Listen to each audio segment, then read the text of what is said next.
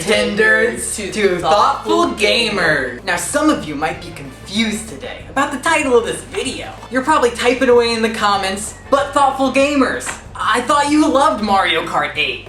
And we do! It's just that, although we do think it's a thoughtfully crafted kart racer, arguably the most influential of all time, it's not without its subtle flaws. With the Nintendo Switch 2 on the horizon, Nintendo, please listen to our thoughtful feedback on how to improve the legacy. Without further ado, subtle flaws? What a load of crap! Mario Kart hasn't been good since the SNES!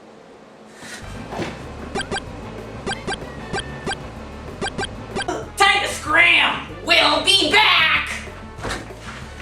who were those guys? Weird. When I was growing up, I didn't have many friends, but I did always have The Legend of Zelda: Ocarina of Time. I would come home every day from school and sit down at my Nintendo 64, boot up the game, and just for a few hours, I could be somewhere else with these friends. Malon, Zelda, Dampé, Saria, and Princess Ruto. Actually, maybe not Ruto. Definitely not Ruto.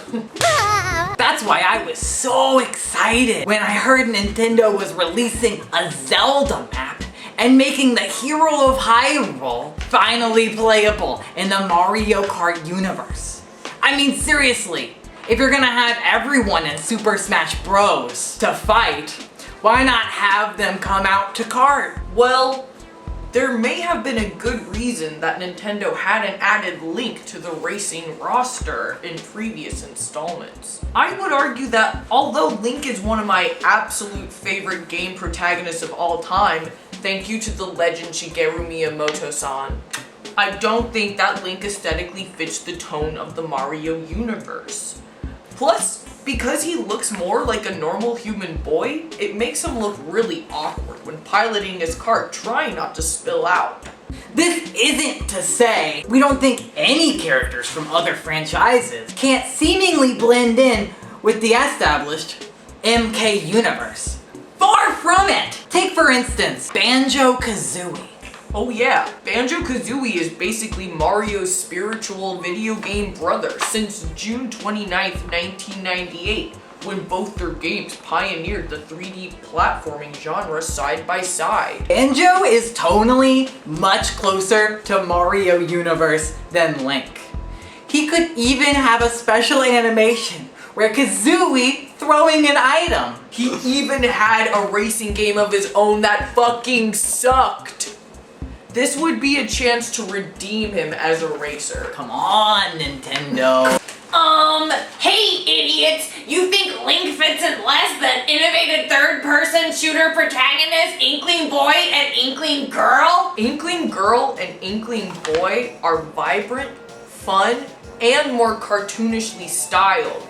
This makes them fit into the world perfectly with the tracks, karts, and music of Mario Kart 8 Deluxe.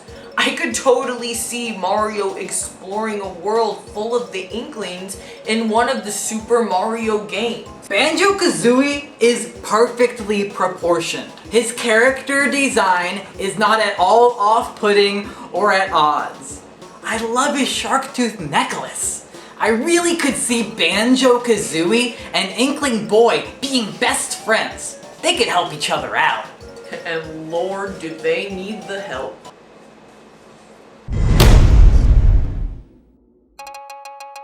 This item is already brutal enough. Now I have to worry about it when I'm not in first place? That's all the time for you. Why I oughta. Sure, in previous iterations, the blue shell's explosion could catch a few other victims in its wake, but it was easily avoidable by distancing yourself from first place. Now you're telling me I'm getting punished for being in second? and liking to race in the middle? It's almost like they're punishing me for being a good driver and staying in the middle of the course. When I'm driving on the highway, Nintendo, I stay in the middle of my lane. I think the same should apply for your driving simulator, Nintendo. I am a very good and cautious driver. I always use my signals. I always check my mirrors, Nintendo. But being punished for driving in the middle? It just feels like a poor message to send to your impressionable fan base. As one of the biggest companies in the world, and one of the most biggest and beloved gaming companies in the world, I would imagine that they would like to reward safe driving technique, such as driving in the middle of your lane, which is how I drive. And I'm being punished? It's not enough to ruin the game, but it still irks us. Number 3, Wendy. Enough said. This episode of Thoughtful Gamers is brought to you by the guys over at Stinky Books. Stinky Books is a subscription box of books that otherwise wouldn't sell, delivered straight to your door every month. I know. We're thoughtful gamers. We make content by gamers, for gamers. We hate women. But sometimes it's important to grab the old paperback and take it all in.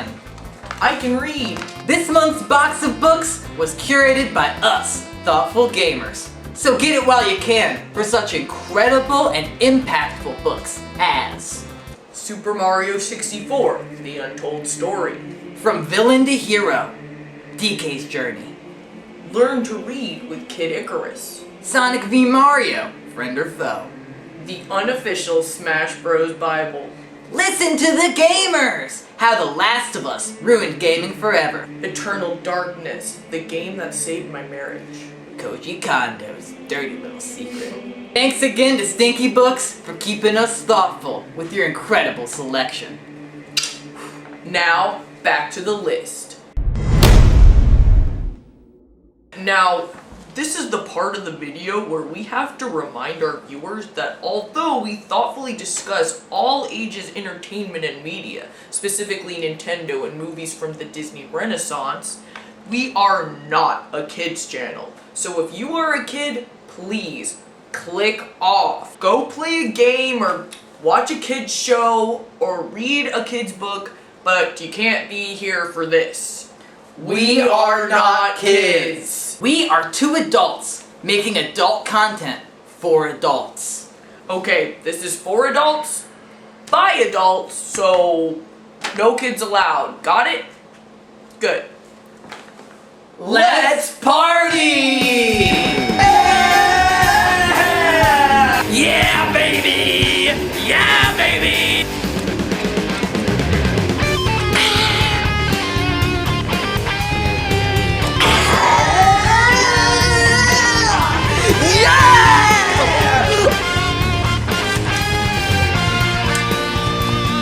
I'm an adult!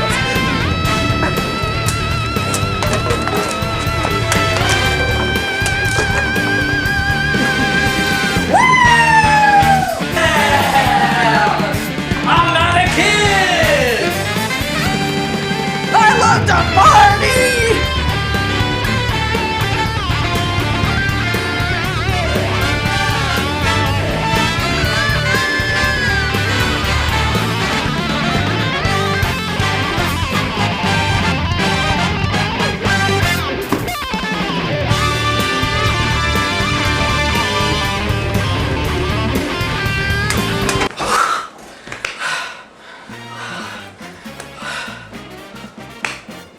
Nintendo games since the days of the dinosaurs have been made to appeal to a wide audience. And although that might be a great marketing technique, maybe it's time to reach a different audience. Nintendo has such a vast and amazing catalog of family-friendly experiences that maybe they could afford to innovate a new genre for adult gamers who do not want to be seen playing games that are seen to be made for children by some people. We know that these games are for everyone, of all ages. Seriously, it's part of the Mario Kart franchise. I don't have to quit Mario just because I'm grown. I can work at, say, for example, H&R Block in the day and race my heart out at night. What 3 ways would we raise the rating? Glad you asked. One way I think you could take it up a notch, and this could be controversial, but I think some gore to reflect the violence in game will really help raise the stakes and give players a sense of urgency to do well. Nobody wants to see baby Mario covered in blood because of their bad racing. Don't get it twisted. We're not saying it has to be hyper-realistic. But you're telling me that you get hit by a red shell, just do a flip and keep going? Bullshit! There would be blood. There would be blood. Period. It can still be stylized, and it's not like there would be organs spilling out onto the tracks, but I think showing your beloved characters like Isabelle or Inkling Girl in pain, maybe dying, would really inspire you to put your all into every single race. Take for instance, Shadow the Hedgehog, released on November 15th, 2005. Shadow really pushed the limits as to how far you could take family fun. I never cared about Sonic before, until I could kill him as Shadow. And I realized I love this character. I don't want to see him dead. Just imagine how much emotional weight that could add to every character in this roster. Except Wendy. I want to hurt her.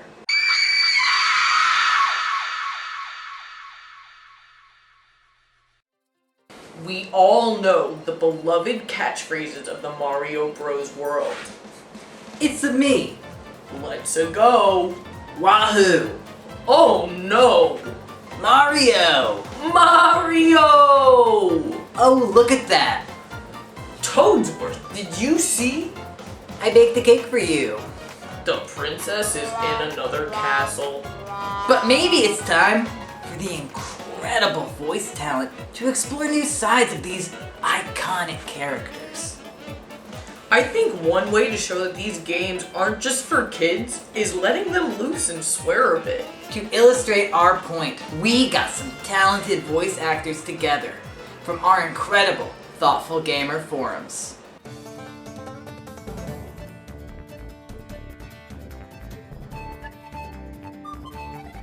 Wow!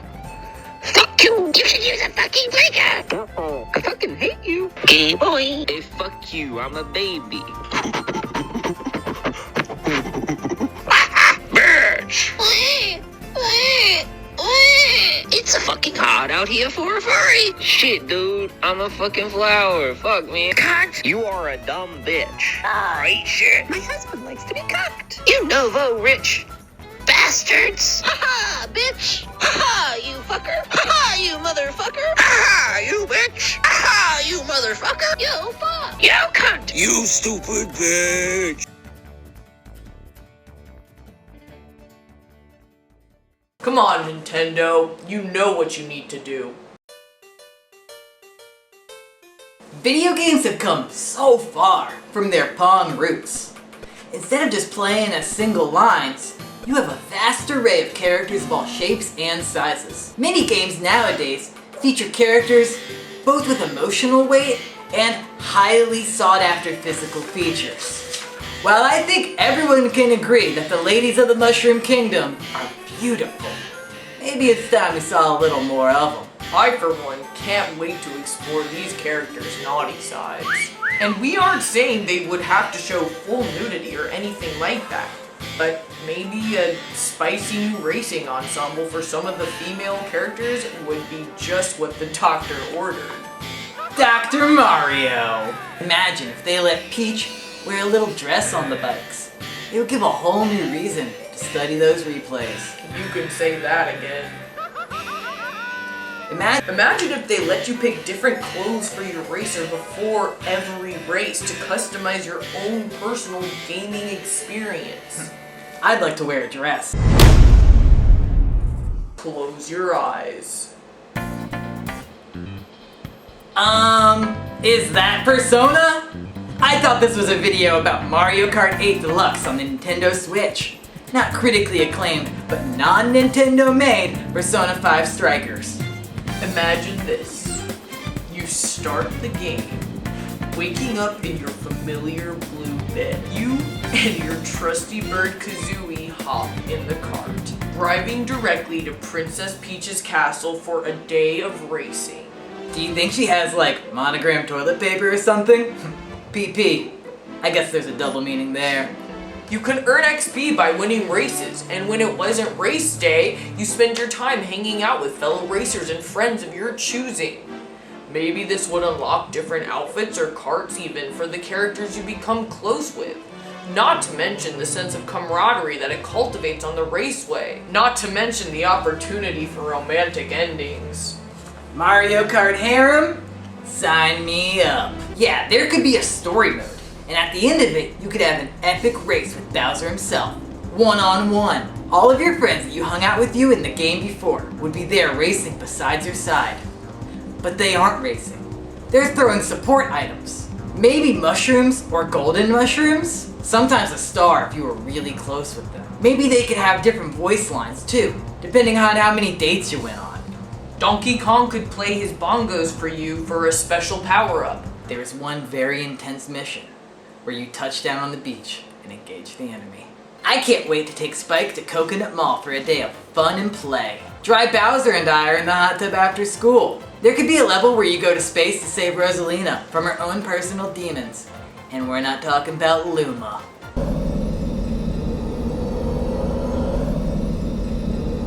Much like the Okumura Palace from Persona 5, this would be a chance to see some really cool and unique visuals for the Mario Kart franchise.